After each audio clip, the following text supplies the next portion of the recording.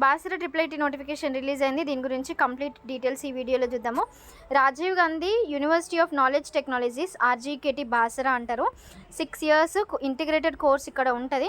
నార్మల్గా మనం ఇంటర్మీడియట్ చేసినాక 2 years చేసినాక మళ్ళీ ఎంసెట్ రాసి వేరే కాలేజెస్లలో అడ్మిషన్ తీస్తాం. IIT కావాలంటే IITకి వెళ్ళిపోతాం, వేరే దగ్గర అయితే వేరే దగ్గరికి వెళ్ళిపోతాం. కానీ బాసరాలో ఎట్లా అంటే మీరు 2 years అయిపోయాక మళ్ళీ 4 years కూడా అక్కడనే మీ గ్రేడ్స్ అంటే వాళ్ళకి గ్రేడింగ్స్ ఉంటాయి. మనకి ఇంటర్లో IP మార్క్స్ 1000 ఎట్లుంటాయో వాళ్ళకి అక్కడ 10 grades ఉంటాయి. ఈ గ్రేడ్స్కి మళ్ళీ మంచిగా వచ్చిన వాళ్ళకి మళ్ళీ అదే దాంట్లో ఇంజనీరింగ్ స్ట్రీమ్లో సీట్లు ఇస్తారనమాట. నోటిఫికేషన్ స్టార్ట్ అయింది May 31 నుండి ఆన్లైన్లో స్టార్ట్ చేసుకున్నాడు. అప్లై చేసుడు June 31 వరకు లాస్ట్ డేట్. చాలామంది వీడియోని మీరు 2x ఫార్వర్డ్లోనైనా 1.5 స్పీడ్లోనైనా చూడండి, స్కిప్ చేయకండి. ఎందుకంటే నేను చాలా టాపిక్స్ కవర్ చేస్తాను, మీరు అసలు పూర్తిగా వీడియో వినకుండా కింద కమెంట్స్ చేస్తూ ఉంటారు. సో కంప్లీట్గా చూసినాక కమెంట్స్ చేయండి, ఎందుకంటే మీకే కదా ఇన్ఫర్మేషన్. నేను చాలా మంచిగా చెప్తా, మీరు క్లియర్గా చూడకుండా డౌట్స్ అడుగుతా అంటే సంవే నాకు అనిపిస్తుంది ఎందుకు క్లియర్గా చూడరు అనేసి అనిపిస్తుంది. సో ఇంకా వీడియోని అయితే స్టార్ట్ చేస్తున్నాను. ఈ బాసర IIITకి సంబంధించి 10th grades తోటి మాత్రమే ఎలిజిబుల్ అన్నమాట. ఇంకొక అడ్వాంటేజ్ ఏంటంటే గవర్నమెంట్ స్కూల్స్కి ఇది ఒక బెస్ట్ ఆపర్చునిటీ అని చెప్పుకోవచ్చు. గవర్నమెంట్ స్కూల్ వాళ్ళకి ఇంతకు ముందుకు గ్రేడ్స్ ఉన్నప్పుడు 0.4 పాయింట్స్ యాడ్ చేసేది, ఇప్పుడు 24 మార్క్స్ కలుపుతారు. సో మీరు ఎంత అదృష్టవంతులు. అసలు గవర్నమెంట్ స్కూల్లో చదవాలంటేనే నార్మల్గా అందరూ గవర్నమెంట్ స్కూల్లో అంటారు కదా, బట్ ఇప్పుడు గవర్నమెంట్ స్కూల్లో చదివిన వాళ్ళకి బాసర IIIT ఇప్పుడనే కాదు కొన్ని ఏళ్ళ నుంచి వైఎస్ఆర్ గారు స్టార్ట్ చేసిండ్రు దీన్ని. ఆయన పుణ్యమా అని చాలామంది చదువుకుంటున్నారు. ఇంకా నెక్స్ట్ ఇప్పుడు 24 మార్క్స్ అయితే గవర్నమెంట్ స్కూల్లో చదువుకున్న స్టూడెంట్స్కి యాడ్ చేస్తారు. నెక్స్ట్ అసలు నోటిఫికేషన్ ఇంకా అప్లికేషనే రాలేదు. బాసర IIIT రిజల్ట్స్ ఎప్పుడు మేడం అంటున్నారు కొంతమంది అయితే. ఓర్ని ఇంకా అప్లికేషన్ చేయకుండానే ఇదేంటి అనుకున్నా నేనైతే. లిటరలీ July 4th రిజల్ట్స్ నాకు తెలిసి పోస్ట్ పోండ్ అవుతుంది. ప్రొవిజనల్ లిస్ట్, సెలెక్షన్ లిస్ట్ ఇవన్నీ చేస్తారు. అసలు రిజల్ట్స్ వచ్చేసరికి నేను ఉన్నాను కదా అప్డేట్స్ ఇవ్వడానికి. మీరు ప్రజెంట్ చేయాల్సింది వెళ్ళి అన్ని సర్టిఫికేట్స్ ఉన్నాయా లేదా, మీ సేవకి వెళ్ళినామా లేదా, లేకపోతే అన్న దగ్గరనో అక్క దగ్గరనో అప్లికేషన్ చేసుకున్నామా లేదా అన్నట్టు ఫటాఫట్న అప్లికేషన్ చేసుకోండి. గవర్నమెంట్ స్కూల్స్లో చదువుకున్న వాళ్ళు, మీ దగ్గరలో ఉన్న వాళ్ళు మీకు తెలిస్తే కనుక కంపల్సరీగా వాళ్ళతోటి షేర్ చేయండి. Next announcement of selection list 4th రోజు అనేసి ఇక్కడ ఉంది కదా. ఎట్లా అప్లికేషన్ చేయాలి అంటే ఫస్ట్ పేమెంట్ చేయాలి.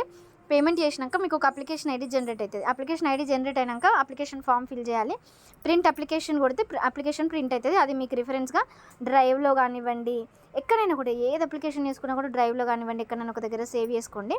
ఎందుకంటే తర్వాత రిఫరెన్స్ మనం ఏదైనా చేసినప్పుడు తర్వాత పనికి వస్తుందా లేదా, మీరు సెలెక్ట్ అయినరా అన్నప్పుడైనా ఆ రిఫరెన్స్ ఐడియా కావాలి, ఏది చూసుకోవాలన్నా రిఫరెన్స్ ఐడియా కావాలి. కాబట్టి కంప్లీట్గా మీరు ఆ డీటెయిల్స్ అని దగ్గర పెట్టుకోండి. నెక్స్ట్ మీరు ఒకవేళ PH అయినా ఆర్ఫన్ అయినా ఏదైనా సర్టిఫికేట్ ఉంటే ఆ సర్టిఫికేట్ని కూడా మీరు ఇక్కడ ఒకవేళ అడిగితే అప్లోడ్ చేయండి. నెక్స్ట్ ఇంకొకటి ఏంటిదంటే మీరు మీ సేవకి వెళ్ళి కానీ ఒక రిసిప్ట్ ఉంటుంది కదా, మీరు ఆన్లైన్లో పే చేసిన రిసిప్ట్, అది కూడా మీరు ఆ రిసిప్ట్ని కూడా జాగ్రత్తగా పెట్టుకోండి.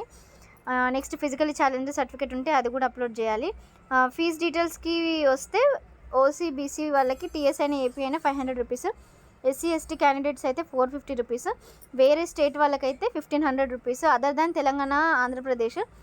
ఒకవేళ మీరు NRI స్టూడెంట్, బాసరలో NRI పిల్లలు కూడా చదువుతారు. సో NRI వాళ్ళకైతే $100, దగ్గర 8000 రూపీస్, 8400 రూపీస్. ఎవరికి ఎలిజిబిలిటీ అంటే SSC ఫస్ట్ అటెంప్ట్లో కంప్లీట్ చేసిన స్టూడెంట్స్, అబోవ్ 18 years ఉన్న వాళ్ళు ఎవరైనా కూడా దీనికి eligible are not eligible. Next below 18 years మీకు ఏజ్ అయితే ఉండాలి, ఎందుకంటే జస్ట్ 10th class కాబట్టి 16 years ఉండాలి. 17, 18 మీకు ఇంటర్మీడియట్ అయిపోతుంది.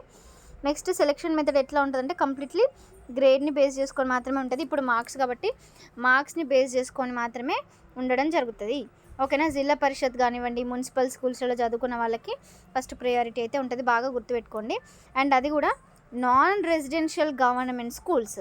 ఇక్కడ ఒక ట్విస్ట్ ఉందన్నమాట. నాన్ రెసిడెన్షియల్ అన్నారంటే మీరు ఇప్పుడు కొంతమంది ZPHSలో కూడా దూరం పిల్లలు హాస్టల్లో ఉంటారట, నాకు కూడా తెలీదు. సో మీరు నాన్ బార్డర్ అనే ఒక సర్టిఫికేట్ కూడా తీసుకొచ్చుకోవాలి. అది మీ స్కూల్ ప్రిన్సిపల్స్ ఇస్తారు వన్స్ మీరు సెలెక్ట్ అయిన తర్వాత. ఓకే. సో దీని గురించి మళ్ళీ ఎవరైనా సెలెక్ట్ అయిన స్టూడెంట్స్ ఉంటే నేను అప్పుడు మళ్ళీ ఎక్స్ప్లెయిన్ చేస్తాను, వరీ అవ్వకండి. ప్రజెంట్ అయితే దాంతో మనకు సంబంధం లేదు, బట్ అప్పుడు సెలెక్ట్ అయినప్పుడు మాత్రం ఆ సర్టిఫికేట్ అడుగుతారు మీరు నాన్ రెసిడెన్షియల్ అనేసి.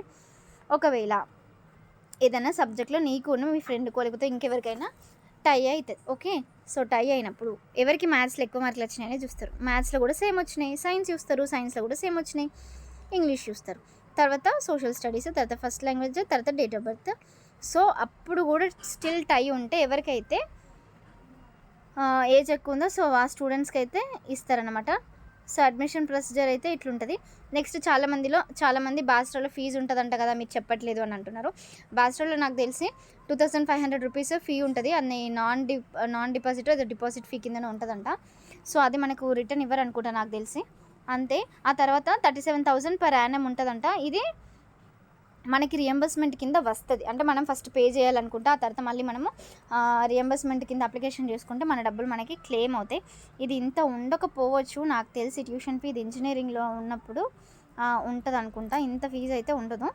నెక్స్ట్ SC/ST స్టూడెంట్స్ అయితే 1 lakh లోపు మీ ఇన్కమ్ సర్టిఫికేట్ అండ్ రూరల్లో ఉండే వాళ్ళకైతే, అర్బన్లో ఉండే వాళ్ళకైతే 2 lakhs లోపు ఉంటే మీరు రియంబర్స్మెంట్కి ఎలిజిబుల్. ఇక్కడ క్లియర్గా చూడండి, నేను ట్యాప్ చేసిన రియంబర్స్మెంట్ అనే దగ్గర, ఓకేనా. మీరు చూడండి, హైలైట్ అవుతుంది కదా వర్డ్, గుర్తుపెట్టుకోండి. మన డబ్బులు మనకు వస్తాయి కంపల్సరీగా. Next every SC/ST student has to pay 1000 rupees for candidate refund and refundable cost of 2000. నేను చెప్పిన కదా ఇంతకుముందుకే 2500 తీసుకుంటారు. 2000 ఏమో మళ్ళీ మనకి రిఫండబుల్ కాషన్ డిపాజిట్, 500 రూపీస్ ఏమో మనకి రిఫండ్ కావాలన్నమాట. సో ఇది SC/ST వాళ్ళైతే 3500 రూపీస్, అదర్ క్యాస్ట్ వాళ్ళైతే ఇంత అనేసి ఇక్కడ అమౌంట్ ఉంది. Next list of certificates to be enclosed. అంటే మీరు సెలెక్ట్ అయినాక ఏ సర్టిఫికేట్స్ తీసుకెళ్ళాలి అంటే, మీరు ఆన్లైన్ అప్లికేషన్ చేసినప్పుడు ఒక రిసిప్ట్ ఇస్తారు కదా. ఇప్పుడు మీ సేవలు ఎంటర్ చేసిన, లేకపోతే అప్లికేషన్ ఫామ్ ఇందాక నేను చెప్పింది, ఆ పేమెంట్ ID జర్నల్ ఉన్న మీ సేవలు ప్రింట్ చేసిన నెంబర్ కూడా ఉంచుకోండి. అండ్ అలాగే 10th class hall ticket, study certificates from 4th to 10th class. అంటే ఏంటి అంటే 4th క్లాస్ అయిపోయింది, ఓకే, ఫర్ సపోజ్ ఎగ్జాంపుల్కి చెప్తున్నా, అందుకే నేను చాలా కవర్ చేస్తే మీరు స్కిప్ చేస్తారు. ఇప్పుడు దీని గురించి కూడా నేను కొంచెం ఎక్స్ప్లెయిన్ చేస్తాను. నేను 4th క్లాస్ ఒక దగ్గర చదివినా, 5th క్లాస్ ఒక దగ్గర చదివినా. అంటే నా స్కూల్స్ డిఫరెంట్ అయినా అప్పుడు 4th క్లాస్ స్టడీ సర్టిఫికేట్ ఒక స్కూల్ నుంచి వస్తుంది, 5th క్లాస్ నుంచి ఇంకొక స్కూల్ నుంచి వస్తుంది. అట్లా కాకుండా నేను 4th to 10th ఒకటే దగ్గర చదివినా అంటే 4th నుంచి 10th వరకు ఒకటి దగ్గర అయితే ఒకటి దగ్గర సర్టిఫికేట్ అయితే మీరు తీసుకుంటే సరిపోతుంది అనమాట. నెక్స్ట్ రెసిడెన్స్ సర్టిఫికేట్, ఇది పేరెంట్స్ అప్లై చేస్తారు, మీరు చెప్పండి. నెక్స్ట్ 10th క్లాస్లో 10 GPA కానీ CBSE SSC అయిన వాళ్ళు ఎవరైనా కూడా ఆ మార్క్స్ కూడా పెట్టాలి. Next proof of caste certificate ఉండాలన్నమాట, కమ్యూనిటీ సర్టిఫికేట్. ఇందాక చెప్పినా కదా ఇవన్నీ కూడా certificates. PH certificate, child armed forces certificate, NCC certificate అయితే మెయిన్. చాలామంది NCC సర్టిఫికేట్ తోటి కూడా సీట్ కొట్టిన వాళ్ళు కూడా ఉంటారు, అండ్ స్పోర్ట్స్ సర్టిఫికేట్ తోటి కూడా. సో ఇదన్నమాట. నెక్స్ట్ ఇంకొకటి ఏంటిదంటే, IIITలో 85% సీట్లను స్థానికంగా, అంటే మన తెలంగాణ వాళ్ళకి, మిగిలిన 15% మెరిట్ కోటలో ఏపీకి తెలంగాణలకి కామన్గా కేటాయిస్తారు. గ్లోబల్గా కూడా 5% రిజర్వేషన్, NRIకి 2% రిజర్వేషన్ ఉంటుంది అనమాట. ఇంకొక గుడ్ న్యూస్ ఏంటిదంటే, బాస్రాలో 1500 సీట్లు ఉంటాయి. ఇవి కాకుండా మనకి మహబూబ్ నగర్లో ఇంకొక బాస్రా పడుతుంది, అది జూన్ 2కి స్టార్ట్ చేస్తారు, తెలంగాణ ఫార్మేషన్ కాబట్టి. అయితే దాంట్లో కూడా 150 180 సీట్స్ ఉన్నాయంట. సో 2 ఉన్నాయన్నమాట ఇప్పుడు మనకి. మహబూబ్ నగర్లో ఒకటి, ఇక్కడ అది స్టార్ట్ అయితే ఇక 2 ఇక్కడ నుండి బాస్రాలో. చెప్తున్నా చాలామందికి తెలియదు అనేసి. సో ఇది మీకు ఏదైనా డౌట్స్ కనుక ఉంటే మీరు కాల్ మీ ఫర్ యూజ్ చేసి కాల్ చేయండి. SCలకి 15% రిజర్వేషను, STలకి 10% రిజర్వేషను.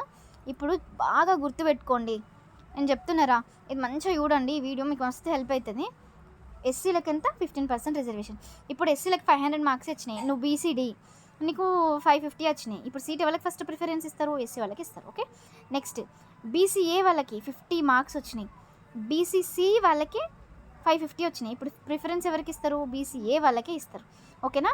ఇక్కడ చూడండి రిజర్వేషన్, BCA వాళ్ళకేమో 7% రిజర్వేషన్, BCB వాళ్ళకి 10% రిజర్వేషన్.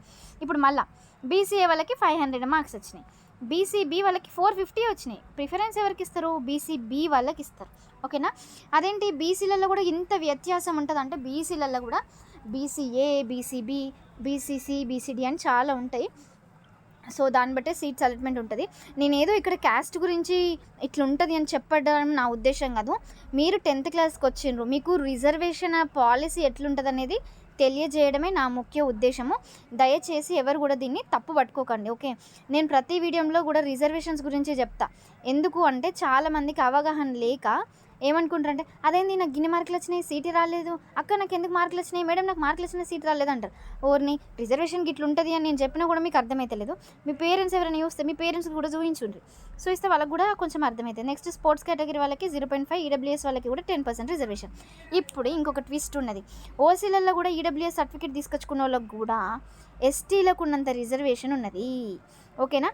పైన ఏమని ఉన్నది, STలకు 10% రిజర్వేషన్ అని ఉన్నది కదా. ఇప్పుడు ఓసీలలో కూడా దగ్గర ఎస్టీ వాళ్ళతోటి సమానంగా రిజర్వేషన్ వస్తుంది. ఇక్కడ చూడండి, వాళ్ళకి 10%, వీళ్ళకి కూడా 10%. ఇక పెద్ద వ్యత్యాసం అయితే ఇక్కడ ఏం లేదు. సో అదన్నమాట.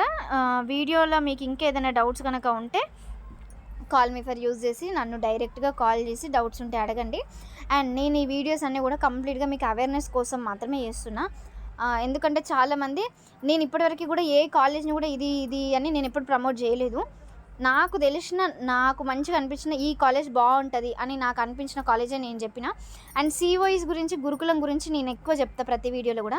ఎందుకంటే నేను 7th వరకు ప్రైవేట్లో చదువుకున్నా. 8th క్లాస్లో సిఓఈకి వెళ్ళిన, కరీంనగర్ సిఓఈ అలుగునూరులో ఉంది. 8th to ఇంటర్ వరకు అక్కడే చదువుకున్నా. సో నాకు సిఓఈలో స్టడీ ఎట్లుంటుందని నేను దగ్గరుండి చూసిన.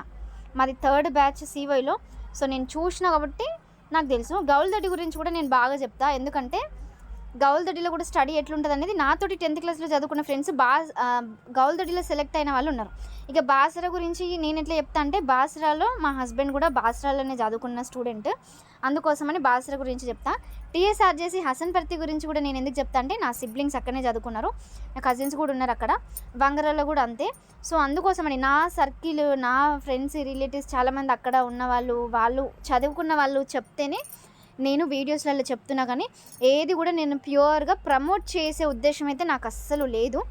కానీ నేను బెస్ట్, మీరు అందరూ అంటే నేను గైడ్ చేసిన వాళ్ళు ఎవరో ఒకరిద్దరు కూడా బాగుపడ్డా కూడా నాకు చాలా అనిపిస్తుంది. ఎందుకంటే నా ఫీల్డ్ టీచింగ్ ఫీల్డ్ కాబట్టి నా వృత్తికి నేను న్యాయం చేయాలి అనుకుంటున్నా.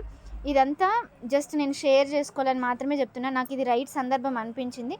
So that is the reason I'm just sharing all these things. ఇంకా నెక్స్ట్ సోషల్ వెల్ఫేర్లో కూడా నార్సింగిలో నేను వర్క్ చేసిన, అందుకనే నేను నార్సింగి బాగుంటుంది అని చెప్పిన. ఇంకా వేరే స్కూల్స్ కూడా నేను తెలుసుకున్నా, అట్లా నేను మంచిగా ఉన్నాయని చెప్పిన, అదొకటి. సో అదన్నమాట. ఏదైనా డౌట్స్ ఉంటేనైతే కమెంట్ ఆర్ కాల్ చేయండి, కాల్ మీ ఫర్ యూజ్ చేసి.